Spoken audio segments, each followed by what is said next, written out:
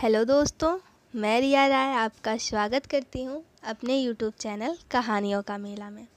दोस्तों, ज़िंदगी किस तरीके से जीनी चाहिए? मेरे हिसाब से हर किसी को ज़िंदगी दो तरीके से जीनी चाहिए।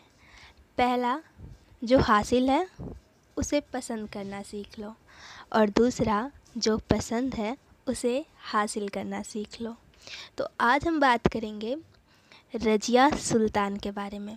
उससे पहले अगर आपको मेरी ये वीडियो पसंद आए तो प्लीज़ मेरे चैनल को लाइक एंड सब्सक्राइब ज़रूर करिएगा। रज़िया सुल्तान दक्षिण एशिया की पहली महिला मुस्लिम शासक और इल्तुतमिश की बेटी थीं। वो प्रतिभाशाली, बुद्धिमान, बहादुर, उत्कृष्ट प्रशासक और एक महान योद्धा थीं। रज़िया सुल्तान का जन्म सन 1205 में हुआ था। वो तुर्की सेल्जुक वंशज की थीं।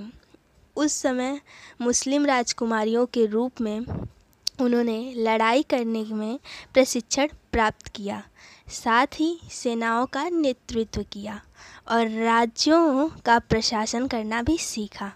एक कुशल शासक के सभी गुण उनमें विद्यमान थे और अपने भाइयों की तुलना में वो शासक बनने में अधिक सक्षम थी, क्योंकि वो अपने पिता इल्तुतमिश के साथ युद्धों में जाया करती थी और युद्ध की हर रणनीति उनको भली भांति पता थी।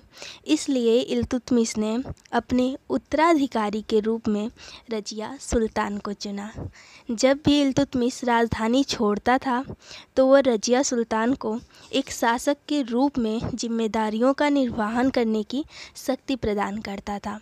लेकिन इल्तुतमिश की मृत्यु के बाद उनके पुत्र रुकुन उद-दीन फिरोज ने सिंहासन पर कब्जा कर लिया। उसके 7 महीने तक दिल्ली पर शासन किया। सन 1236 में रज़िया सुल्तान ने दिल्ली के लोगों के समर्थन से अपने भाई को हराकर दिल्ली सिंहासन की बागडोर संभाली। एक कुशल शासक होने के नाते रज़िया सुल्तान ने अपने क्षेत्र में पूर्ण कानून और व्यवस्था की स्थापना की। उन्होंने व्यापार को प्रोत्साहन देकर सड़कों का निर्माण, कुओं की खुदाई और स्कूलों और पुस्तकालयों का निर्माण करके देश के बुनियादी ढांचे में सुधार करने की कोशिश की। यहाँ तक कि उन्होंने कला और संस्कृति के क्षेत्र में भी योगदान दिया और कवि, चित्रकारों एवं संगीतकारों को प्रोत्साहन किया। रज़िया सुल्तान ने कठोर शासन करने के लिए अपने कपड़े और गहने त्याग दिए और मर्दाना पहनावे को अपना लिया।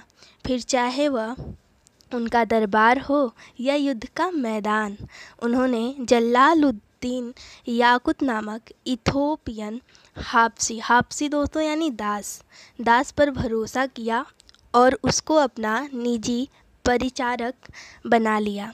इस प्रकार शक्तिशाली तुर्की अमीरों के एकाधिकार को चुनौती दी। तुर्की रईसों ने एक महिला को अपने शासक के रूप में स्वीकार करने के अनिच्छुक थे, खासकर जब रज़िया ने उनकी शक्ति को चुनौती दे दी थी। उन्होंने रज़िया के खिलाफ साजिश रची। सन 1239 में जब वह लाहौर के तुर्की गवर्नर द्वारा विद्रोह को रोकने के लिए कोशिश कर रही थी, तो तुर्कियों के रईसों ने दिल्ली में उनकी अनुपस्थिति का फ़ायदा उठाया और उसे राजगद्दी से उतारकर उनके भाई बहराम को दिल्ली का शासक बना दिया।